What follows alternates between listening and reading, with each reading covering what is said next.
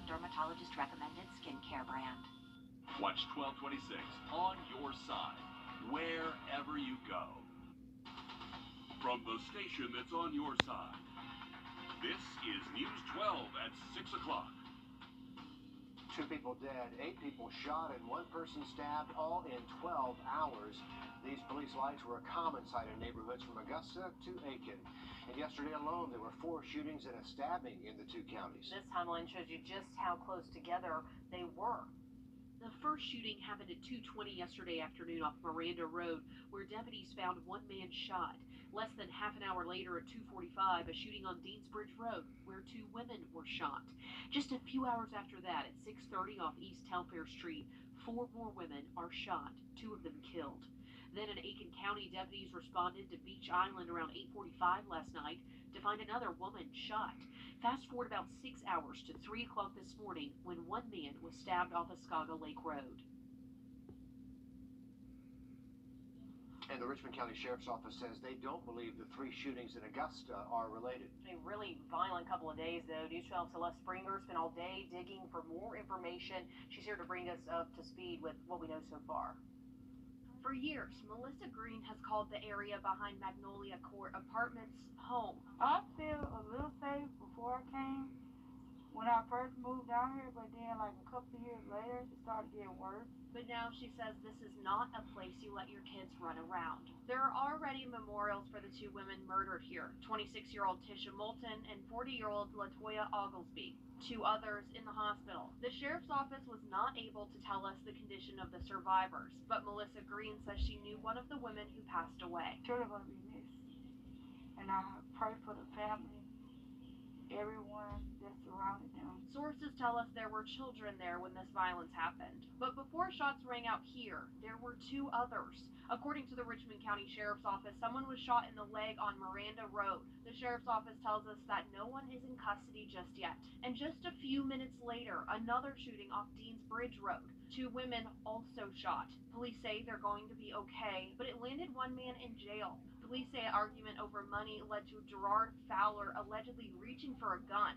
And as shots rang out across the CSRA, I'm praying everything get better, the case gets solved, and the ones who did it, they prosecute them and no bond. I spoke to several people nearby the Magnolia Court Apartments. Answers on how safe people felt in the neighborhood were mixed. Some people say they felt fine living in the area. Others tell us it's a dangerous place to be. But none of those people, besides the woman we interviewed, were willing to say that on camera. And here is the latest on the incidents we're following out of Aiken County. So far, we know 1 woman was sent to the hospital last night after she was shot near Clearwater Elementary. Then early this morning, a man was stabbed off Oscaga Lake Road. The Sheriff's Office says they don't have an update on either victim's condition, but they tell us they will likely be releasing a suspect's name in the Oscaga Lake Road stabbing shortly. So we'll keep you posted about that. Happening now, crews are searching for a missing person on the Broad River in Lincoln County. That's where someone found an empty boat in the water there near the lake, prompting the search. The Lincoln County Sheriff telling us the person is missing from the Broad River campground. That's in the northern part of the county. Right now, the coroner is not involved in this case, which is certainly good news. But we do have a crew on the scene working to get more details for you. We'll keep you updated as soon as we find out more. Meanwhile, funeral services start this weekend for the 2 men who recently drowned while boating out on Clarks Hill Lake. The funeral for E.J. Kirk is tomorrow. Then services for Ian Wilson will be on Tuesday. We have more details online and on our app if you're interested in attending and supporting those families. Much more news ahead after we have a live look outside at Grovetown to check like the fireworks there, Anthony. Thanks very much. Now, because of thunder over Evans, a reminder that Antebellum Way is completely closed from now until midnight tomorrow. Part of Evanstown Center Boulevard will also be shut down tomorrow night from 5 until midnight. Crews will close off the section from Ronald Reagan Drive over to Antebellum Way. The Colonial Pipeline is back online, but things aren't back to normal just yet. Just in the last hour, Georgia Governor Brian Kemp extended the state of emergency until Saturday, May 22nd. Colonial Pipeline says right now fuel is flowing pretty slowly, about 3 to 5 miles per hour. That means it'll take several days to replenish all the stations that have run dry. Meanwhile, the White House continues to insist there's no evidence linking the attack to the Russian government. President Biden now says he does not plan to make any sort of retaliatory attack. Tonight, the Columbia County School District working to get its systems back online after some kind of technical difficulty shut them down. The superintendent says they're now investigating this issue with the help of third-party forensic specialists, and if there's been a security breach, they'll let parents know. The county says the investigation could take a few weeks. Well, we've heard from many of you over the last couple of months upset about the upkeep at some of our local cemeteries. Weeds, overgrowth, broken headstones, just a few of the complaints from loved ones who pay for perpetual care. News 12 Cindy Heiberger on your side tonight with what cemeteries are doing to fix the problem.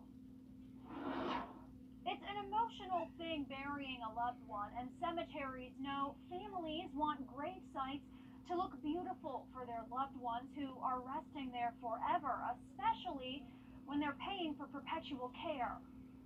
When the Jackson sisters went to visit their mom on Mother's Day at Mount Olive Cemetery, there were holes big enough for me to slip my hand into the grave.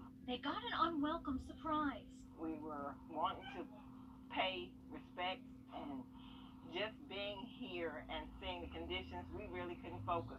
Mount Olive is a perpetual care cemetery, which means for every grave, funds are set aside for upkeep. Mount Olive sent us this statement. If a family has a concern, we encourage them to let us know so we can fix it, usually while they're still here. The sisters say the holes were fixed, but the plot is still not up to their standards. We know that this is just a shell and their spirit is elsewhere, but this is where we come as sisters. Families can spend thousands on perpetual care. And this is the memorial, the permanent memorial, the final resting place that you go and pay respects. Reverend Thomas Burton with Hillcrest Memorial Gardens says maintaining 70 acres and 40,000 grave sites is a challenge, but he says they're checking every grave, flagging the ones needing extra attention. We don't want anyone to feel that we have neglected them or overlooked them, but a lot of things my team might not have made it to yet, or might not have noticed yet. Regardless, they say open communication is the key. Your loved one's not here for you to physically see and love on, and the only way we can show that we love her is coming to this grave site and placing flowers. In Augusta, Sydney Heiberger on your side. 5 men are behind bars with 2 still on the run after a shooting at a Sandersville Waffle House. City police say these 5 men face charges in connection to that shooting that hurt a woman.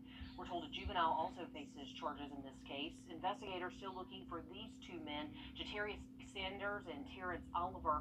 Authorities believe the shooting was gang-related. So if you have any information, call the Sandersville Police Department.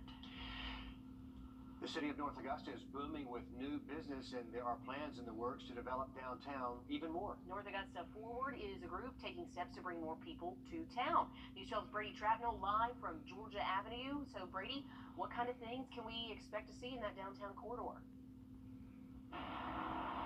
Well, Laura, here's one big change right next to Georgia Avenue and in Jackson Square. As you can see here, there's a lot of construction underway, and it's for Cavaliers Coffee House. And guess what? It's owned by a 21-year-old. The lights aren't quite on yet, but David Brannon has big dreams for the future. Downtown North Augusta is growing a lot right now, so I really wanted to be a part of that growth. Brannon is 21 years old and a former student at Harvard, but he decided he would press pause on school and bring the eclectic feel of northern coffee shops back home. We're going to have a rotating list of regional craft beers and fine wines. Cavaliers will be a social hub, with its courtyard open to food trucks and live music, but supporting the region at the same time. We're supporting a local farm in Edgefield for our milk, or our coffee comes from a place in North Carolina. We have some properties that North Augusta Forward owns in the downtown area, and we've seen an increased interest in those from developers. Avery Spears Mahoney with North Augusta Forward says developers see opportunity in North Augusta because the community rallies to support small business. The desire for developers to be in the area will increase the density, which will then help the businesses. So it's really a recipe for success. And David Brannon wants coffee to be an ingredient. I would love to see us bounce back from the whole thing stronger than we were before.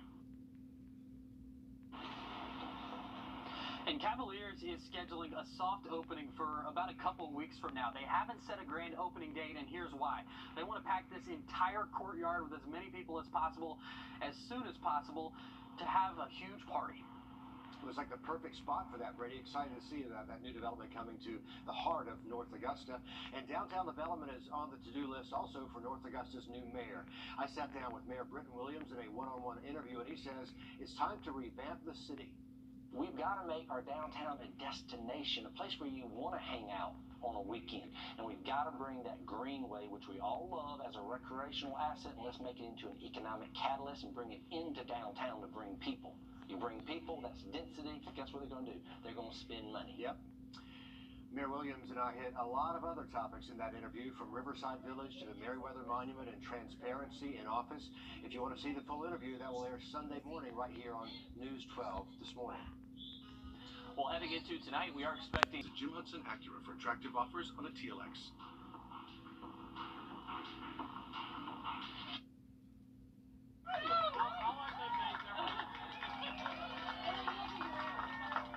Here they come, smiles and cheers all around for the Westminster boys soccer team. Today the school held a safe send-off as the boys head to Macon for a shot at the state title. So it's not just any state title, it's their 7th state title in a row. That's not too shabby. That's pretty good. That's pretty good. News 12's Nick Wrdw was at the send-off today and talks to the team about what this win would mean to their collection. We got your back. We're here for you. We support you. That was the message from the Westminster community to the boys soccer team. Parents and classmates lined up with gift bags and good lucks as the team boarded the bus to Macon for the Final Four. It's encouraging to the whole team and the coaching staff just to have that support. Support for a soccer program with a history of greatness. The Wildcats are looking for their 7th straight state title. It only amplifies the emotions of the game. Head coach Sean McLarnon has been on the sidelines for the entire championship streak, the head coach for the last 3. Each year, the team is drastically different. We haven't played the same system 2 years in a row. While the teams may look different, the results these past 6 years have all been the same. And as the titles pile up, expectations rise. McLarnon says with the pressure of keeping the streak looming, he tries to lock in on the little things. There's almost a bit of an expectation sometimes with their peers. And so that's part of the thing is trying to get them to keep the focus on a process and keep the focus on the action and kind of block out the noise there a little bit. Blocking out some of the noise, sure, but this noise is always welcome. In Augusta, Nick Wrdw on your side. A lot of pressure. You don't want to be the team that drops that trophy. You gotta keep going, you know? It is, my brother-in-law is an Alabama fan. He's always like, you don't understand the pressure of being this good. And I'm Come like, on. okay, all right. But I do sort of get it for these guys. Yeah, they have a lot on the line, but they know what it's like to win, so they've been here before. Right now, they're playing Frederica Academy. We're going to have an update on that game in about 5 minutes coming up in sports, but good luck, guys. Well, the ribbon is cut on Columbia County's new Performing Arts Center. That means you can now go get your own look inside. That center is 85,000 square feet, has lots of rooms for different types of events, an auditorium that can hold more than 2,000 people.